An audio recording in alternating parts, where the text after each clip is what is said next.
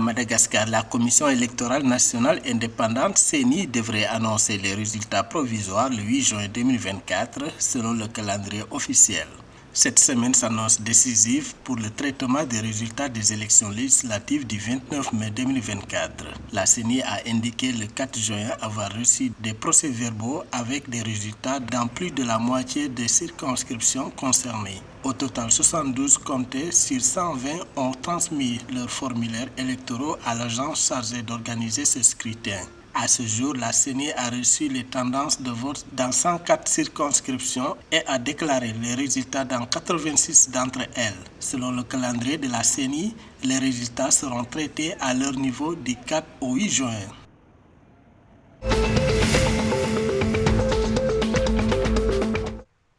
Dans son discours au sommet Afrique-Corée, le président des Seychelles, Wavel Rankalawan, a souligné le 4 juin 2024 les différents défis qui touchent le continent africain et a appelé à une coopération collective et à une réflexion critique pour relever les défis du continent. Selon le président Rankalawan, face aux défis complexes de notre époque, tels que la crise climatique, la criminalité et les conflits transnationaux, il est évident qu'aucune nation ne peut à elle seule résoudre ces problèmes de manière isolée. Le chef de l'État seychellois a déclaré que l'Afrique comprend également des États insulaires en développement et que les Seychelles, avec leur emplacement stratégique et leur environnement commercial propice, sont désireuses de renforcer leurs liens économiques avec la Corée du Sud.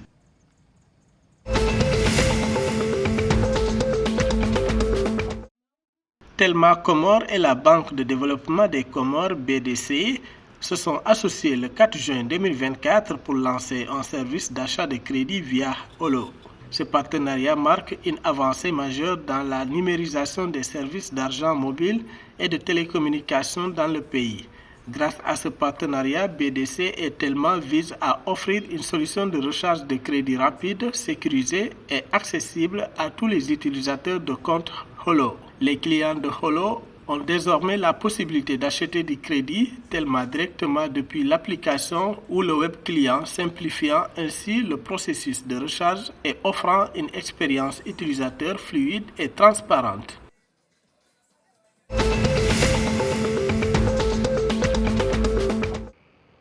À l'île Maurice, le Premier ministre Pravin Gignaud a déclaré que plus de 90% des recommandations du comité d'enquête sur les drogues ont été mises en œuvre. Devant la presse ce mardi 4 juin 2024, Pravin Gignaud a souligné que depuis la mise en place du Drug User Management Board, DUAP, un certain nombre d'individus arrêtés pour usage de drogue ont été transférés vers cette agence.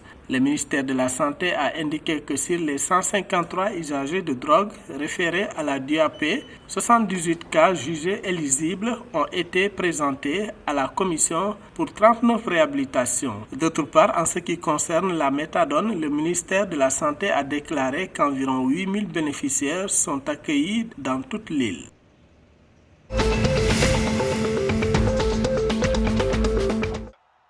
Les Barayas de Madagascar sont au grand complet depuis le 4 juin 2024 à Johannesburg, en Afrique du Sud, pour disputer les matchs contre les Sélacantes de l'Union des Comores le 7 juin 2024 et contre les Aigles du Mali le 11 juin au stade de la First National Bank. Ces matchs comptent respectivement pour la 3e et la 4e journée qualificative à la Coupe du Monde FIFA 2026. Les Barayas vont d'abord se focaliser sur les derbys de l'océan Indien, Madagascar-Comores, avant d'affronter les Aigles du Mali. L'objectif principal est de gagner les 6 points sans sous-estimer bien évidemment l'équipe adverse.